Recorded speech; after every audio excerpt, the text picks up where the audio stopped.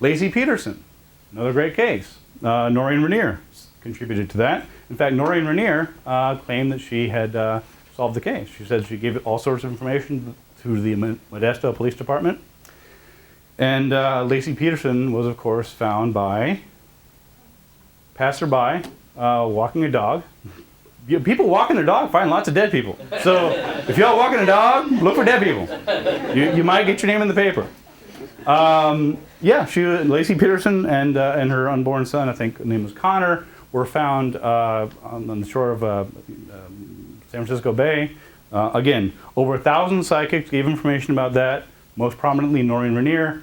She's like, oh, I told the police, that this and that, and there was something about a rug and hit on the head. That's all well and good, Noreen. Didn't do any good, did it? Didn't find her. One of my favorites, and I don't mean this in a facetious way, Natalie Holloway. Great case. Tragedy, great case. Where's Natalie Holloway? Well, funny you should ask. I asked myself. Because Carla Barron, who I mentioned earlier on the haunting evidence case, she claims she solved the case. Carla Barron, the LA psychic, has stated on more than one occasion, including on her website, that she knows what happened to Natalie Holloway. Now, maybe you all missed the news, but apparently she's not found yet. But this is interesting, though, because if Carla Barron really does know what happened to Natalie Holloway, and she's not telling the police about that, then there's maybe some legal charges there. I mean, if she genuinely, if she's just bullshitting, that's fine. But if she really knows, if she has psychic information and she knows where Natalie Holloway is, then she needs to cough it up to the police so that they can go ahead and find her, because she's of course still missing. Over 1,000 psychics gave information in that case. In the case of Chandra Levy, who I mentioned earlier, it was fascinating. I did some research on all the different variety of psychic claims as to where Chandra Levy was. One of them was she'd been kidnapped by a boxer. I assume she meant a pugilist, not a dog. I don't know, but psychics. Well, no, it was a real dog. It was a giant boxer. She's kidnapped by a boxer, being held in a mansion somewhere. She was in the Potomac River. One person said that she'd been abducted by aliens. Hey, could be. I don't know. I wasn't there. I have an alibi. But of course, none of that was right. So, and again, this is part of the problem here. If the psychics can really do what they claim, why do we have 30 or 40 different psychics saying 30 or 40 different things? If the missing person is in one place, they're not in 34 different places. They're in one place. If the psychics have these powers, you would expect that more than one of them would say, this is where the person is, and not just sort of, again, near water, near something red. Well, okay, is the red a shirt? Is it blood? Is it nail polish? I mean, come on, this is not impressive. So you have a remarkable track record of failure, and yet many people continue to be amazed at the accuracy. It absolutely baffles me. Except when you look at it, from the point of view where the criterion is not did they solve the case. The criterion is not did it help find the missing person. Because if you approach it from that point of view, then it's crystal clear. I mean, there's no you can't argue with that. Natalie Holloway has not been found. Lacey Peterson, Chandra Levy, all these high-profile cases, they haven't been found. I mean, you can't argue with that. And yet, so what the psychics would try to say is, well, okay, maybe that's true, but still they give interesting information. So I have a little handout here, just because I have a little extra time, and my last piece isn't going to take too long. How to be a successful psychic detective. So, in case it can be pretty lucrative, by the way. Psychic detectives, many of them charge $200 an hour. I don't know what you guys are making, but I'm not making anywhere near that amount. Not tonight. Not tonight, anyway. No. I got a half a pizza and a beer, and I appreciate that, Scott. So the thing you should do. Oh, and let me throw out one other thing, just because this is another case that I enjoyed. is there was a missing person by the name of Charles Capel.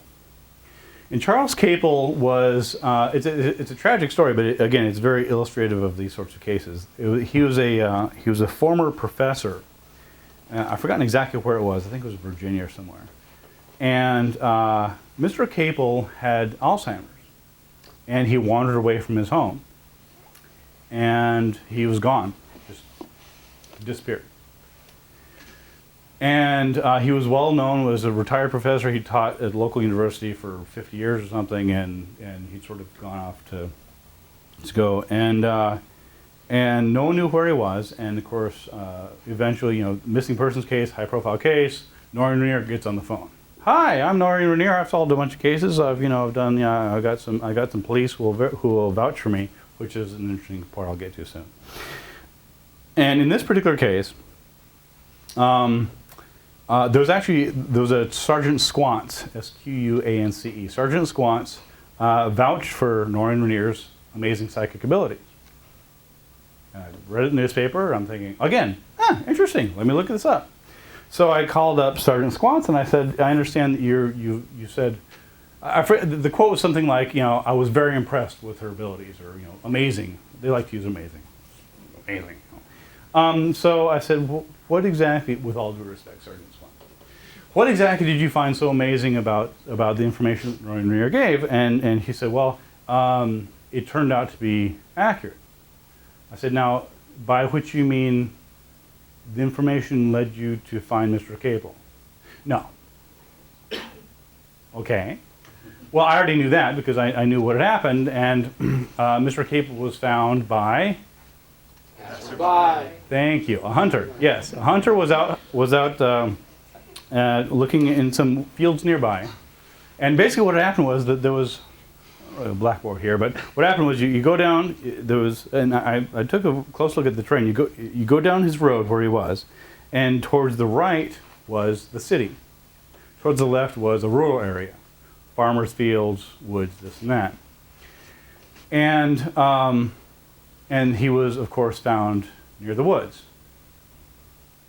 Duh, right? I mean, well, think about this for a second. And again, this is what I'm trying. This is what I'm trying to tease out of the sergeant. He says, well, she knew that he'd gone into the woods. I said, well, from his house, there's two choices. He either goes into the city, where he's not going to be missing for 6 months.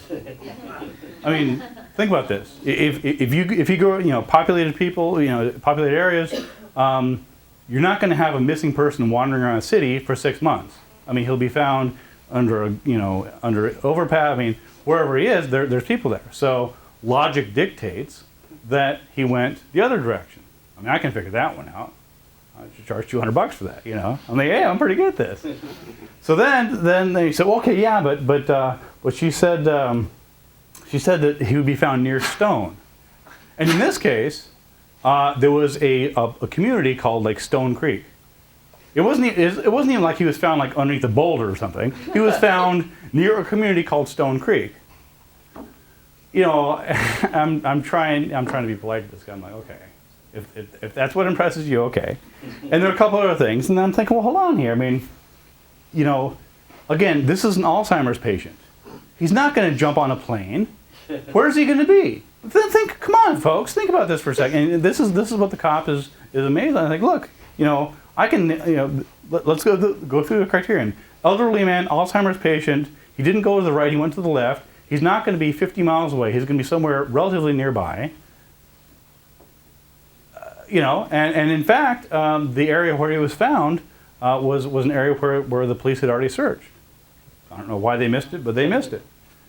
So again, but in this case, the take-home message here is that this is a police sergeant, Barney Fife. I don't know. I'm not saying it wasn't the nation's best, but all I know is that he was vouching for the efficacy of this psychic detective.